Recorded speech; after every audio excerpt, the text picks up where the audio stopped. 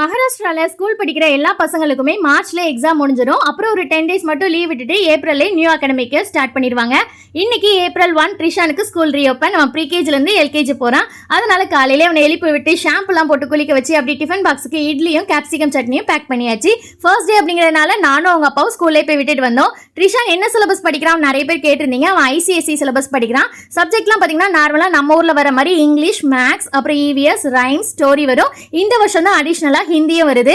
ஹிந்தி எனக்கு பேசுறதுக்கு மட்டும் தான் தெரியும். ஆனா ரீட் பண்றதுக்கோ எழுதுறதுக்கோ தெரியாது. ஆனா அவனுக்கு சொல்லிக் கொடுக்கற முன்னாடி நான் கொஞ்சம் பிராக்டிஸ் எடுத்துட்டு அப்புறம் அவனுக்கு சொல்லிக் கொடுக்கணும் வச்சிருக்கேன். ஃபர்ஸ்ட் ஸ்டாண்டர்ட்ல இருந்து தான் மராத்தி ஒரு சப்ஜெக்டா வரும். மராத்தி நம்ம கத்துக்கணுங்கிறது கொஞ்சம் கஷ்டமான விஷயம் தான்.